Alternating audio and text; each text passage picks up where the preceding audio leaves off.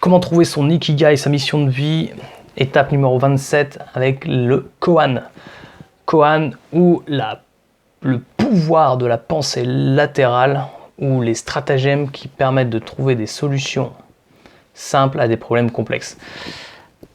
Si tu découvres la vidéo pour la première fois, eh bien, je t'invite à rejoindre en fait le défi que je suis en train de relever avec le livre de Frances Miralles et Hector Garcia, la méthode Ikigai, comment trouver sa mission de vie, que je relève en fait simplement pour t'accompagner toi et toutes les personnes qui sont désireuses finalement d'une vie professionnelle épanouie. C'est-à-dire que si aujourd'hui tu es dans une situation où tu as l'impression de lutter quotidiennement dans ton travail, que tu fais un boulot qui n'a pas de sens, que tu fais partie finalement de ces 25% de Français peut-être qui détestent leur travail, et ben, je t'invite vraiment à rejoindre en fait ce défi-là dès la première vidéo, la vidéo numéro 1, dans laquelle tu vas pouvoir suivre finalement en t'abonnant à la chaîne, en cliquant sur la petite cloche, recevoir finalement toutes les vidéos sur cette thématique-là. C'est un chemin qui est hyper intéressant. Moi je m'amuse du coup à faire chacun des exercices avec toi.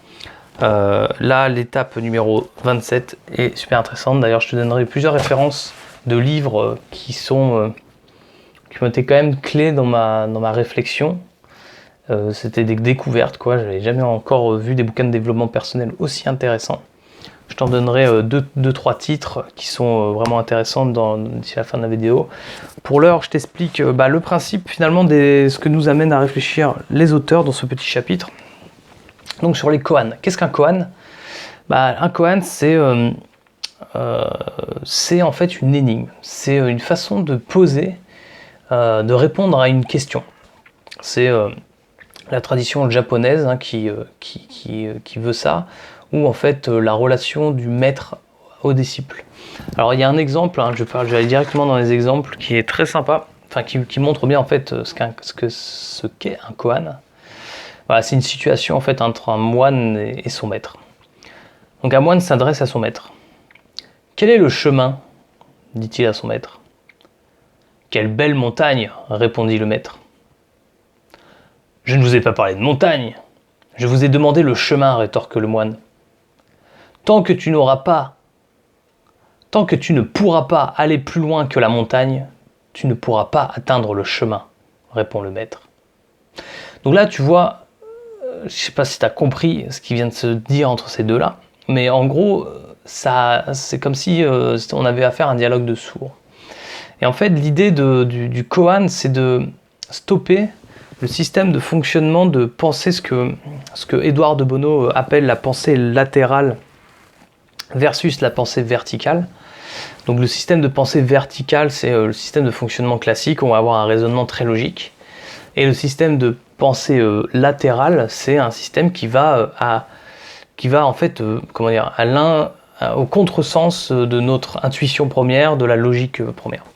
Là, par exemple, quand le moine dit demande quel est le chemin et que le maître répond mais quelle belle montagne, en fait le maître a un message à transmettre à travers ce koan.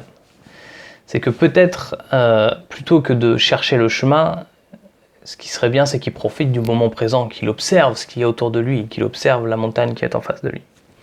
Et quand finalement le moine lui rétorque mais je ne vous ai pas parlé de la montagne, je vous ai demandé le chemin.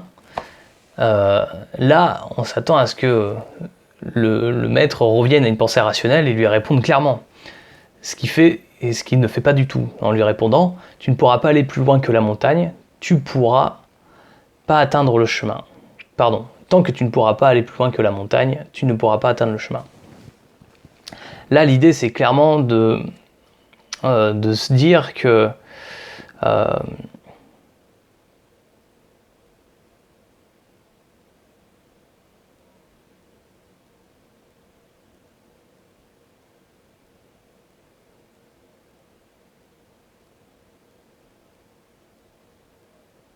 peut-être que pour trouver le chemin, il va falloir qu'il se dépasse.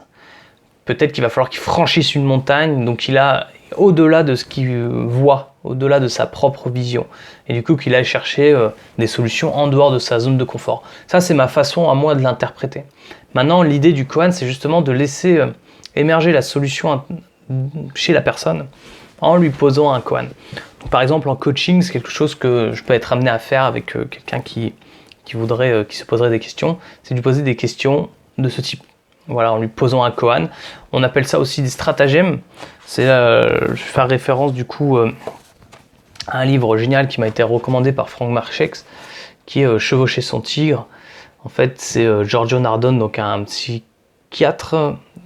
psychologue italien, qui a résumé en fait 3 pensées. Une pensée, la pensée grecque,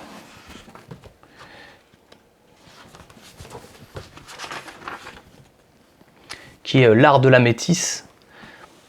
Donc c'est tout ce qui est astuce, audace, habileté. Par exemple, on connaît l'histoire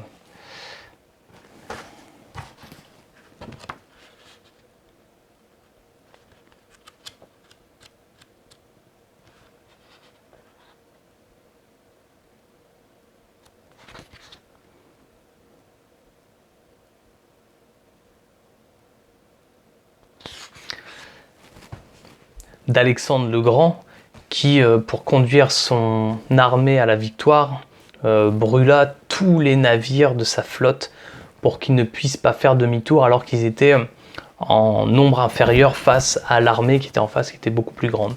Ça, ce sont des stratagèmes de la Grèce antique. Il y a également, en fait, c'est un condensé également de l'art de la guerre de Sun Tzu, donc la pensée chinoise, la façon en fait, pareil, de mettre des stratagèmes beaucoup plus, sournois, j'allais dire, mais c'est pas le bon terme, beaucoup plus discrets, qui sont beaucoup moins visibles finalement, mais pourtant très efficaces.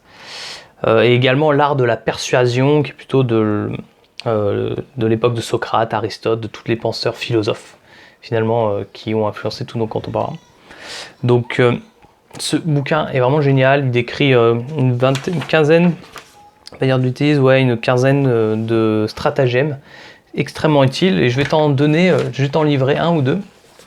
Je vais t'en livrer 2 même, qui pourraient bien t'intéresser toi dans ton cheminement justement pour trouver ta voie, trouver ton ikigai.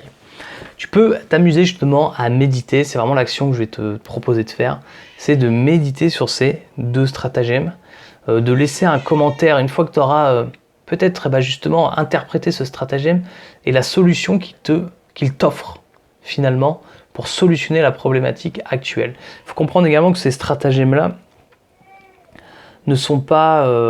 ils ont toujours 2 facettes.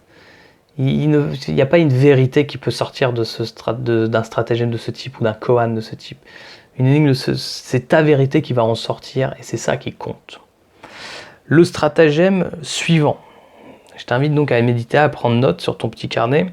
Sacrifier le prunier pour s'offrir le péché. Sacrifier le prunier pour s'offrir le péché. Je t'invite à méditer dessus. Puis le deuxième, rajouter du bois pour éteindre le feu. C'est des stratagèmes qui m'ont beaucoup aidé. Je t'invite à les commenter, ou en tout cas à les noter, puis à vraiment les incorporer, y réfléchir, et me dire ce que tu en penses. Voilà. Si ça t'intéresse d'avoir plus d'informations, alors quand même j'ai oublié de te citer le deuxième livre intéressant. C'est le livre... alors les livres suivants, j'en ai vu plusieurs qui vraiment peuvent être sympas. T'as les 36 stratagèmes, manuel secret de l'art de la guerre, qui est un super résumé.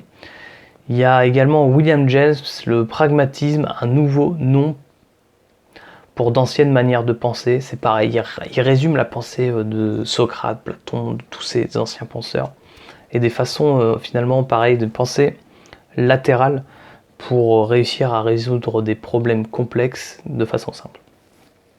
Il y a également les 6 chapeaux de la réflexion, donc ça c'est Édouard de Bono qui est d'ailleurs qui est à l'origine de Lateral Thinking, donc le bouquin sur la pensée latérale et verticale. Voilà, c'est les 3 bouquins que je te recommanderais de lire, que moi que j'ai commandé sur Amazon. Je les ai pas encore, sauf celui-ci que j'ai déjà commencé à lire, que j'ai fini d'ailleurs, qui est... D'ailleurs, j'ai bien envie de faire des vidéos autour de ces stratagèmes qui sont quand même super intéressants. Voilà, écoute, je t'invite à laisser un petit commentaire si la vidéo t'a plu, si tu as des questions, si tu as envie de partager peut-être ton expérience. Également, n'hésite pas à te rendre sur mon site. Tu peux également accéder à un programme que j'ai mis gratuitement sur justement prendre du recul sur sa situation professionnelle pour réussir à en sortir et prendre la bonne décision pour ton avenir. C'est un programme de 12 séances vidéo intensives avec un manuel de 35 pages qui est très très complet. C'est un super outil que j'ai tiré de ma formation de coach professionnel et que j'ai mis en vidéo qui est gratuit. Ça vaut en soi quasiment 1000 € cet accompagnement parce qu'il a vraiment du sens et il y a une vraie réflexion derrière pas mal de personnes qui ont témoigné sur l'efficacité. Voilà, je te dis à bientôt, je te remercie pour visionner, puis demain on se retrouve pour les numéro 28 qui est la suivante.